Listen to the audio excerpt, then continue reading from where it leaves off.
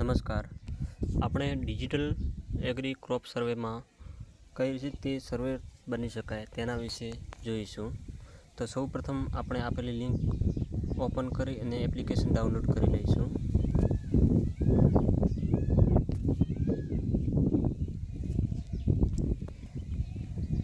ત્યાર પછી અહીં આપણને ગુજરાત જોવા મળે છે, તેની સામે ડાઉનલોડ છે એના ઉપર ક્લિક કરીશું. ડાઉનલોડ કરી ઓપન કરીશું. ઓપન કર્યા પછી ઇન્સ્ટોલ કરીશું.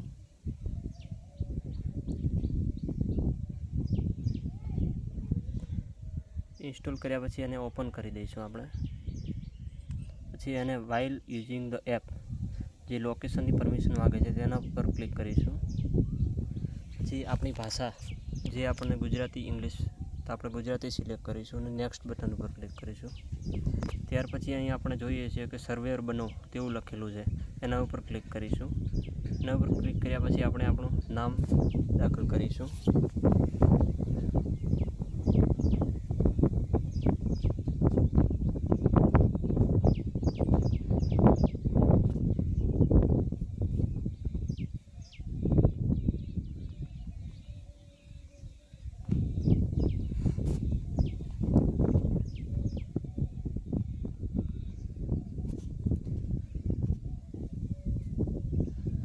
નામ દાખલ કર્યા પછી આપણે આગળ ક્લિક કરીશું. પછી આપણે આધાર નંબર નાખીશું.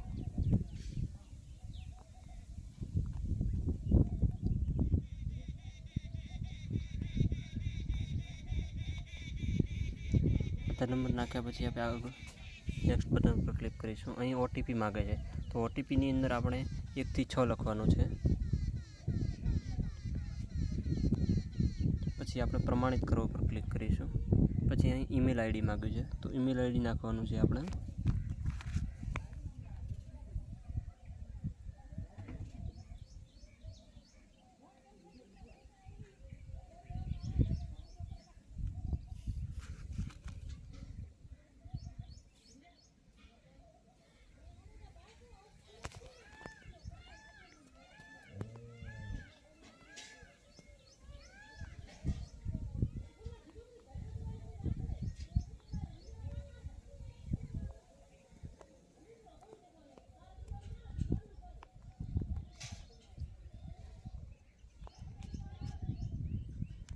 ઈમેલ આઈડી નાખ્યા પછી આપણે આગળ પર ક્લિક કરીશું અને પાછો 6 આંકડાનો જે આપણા ઈમેલ ઉપર ઓટીપી આવે છે એ નાખવાનો છે, તો એ નાખી દઈએ.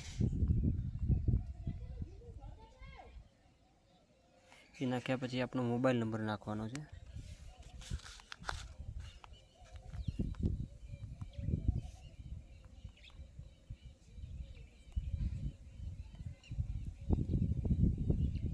પછી આગળ ઉપર ક્લિક કરીશું. અને પછી મોબાઈલ ઉપર આવેલો 6 આંકડાનો પિન દાખલ કરવાનો છે.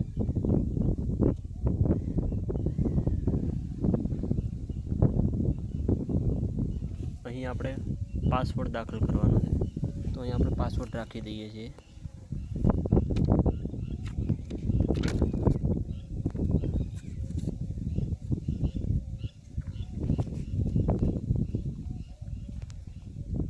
એ કેપિટલ રાખી દઈએ છીએ.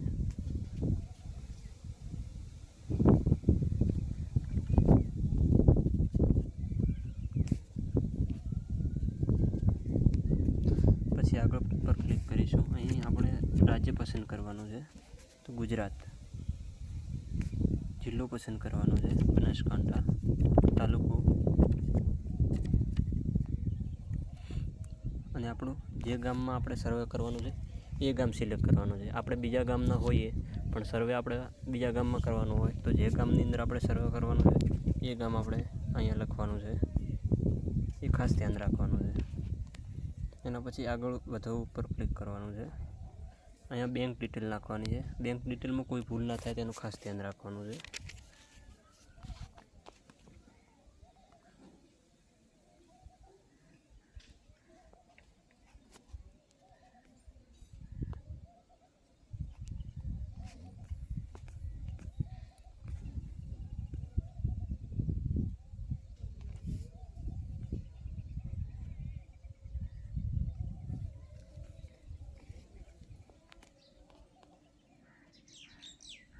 ત્યાર પછી આપણે બેંકનું નામ લખીશું,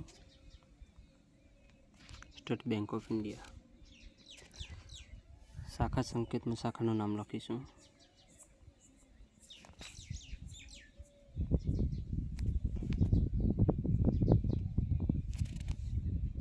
ત્યાર પછી IFSC કોડ લખીશું.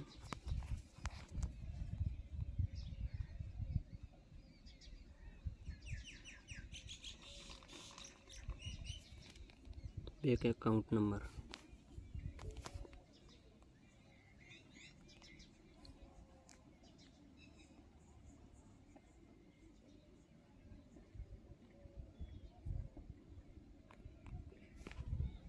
અહીં રાઈટ ઉપર ક્લિક કરીશું. સંપૂર્ણ નોંધણી ઉપર ક્લિક કરીશું એટલે અહીંયા આપણું પૂર્ણ થયું છે.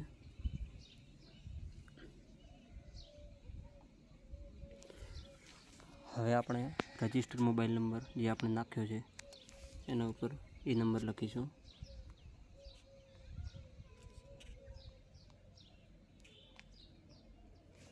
અને જે આપણે પાસવર્ડ બનાવેલો છે એનો પાસવર્ડ નાખીને લોગિન કરીશું.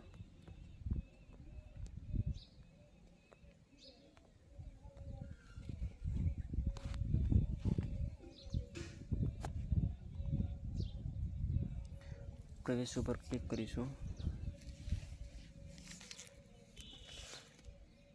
અહીં આપણું સર્વેર તરીકે નોંધણી થઈ ગઈ છે.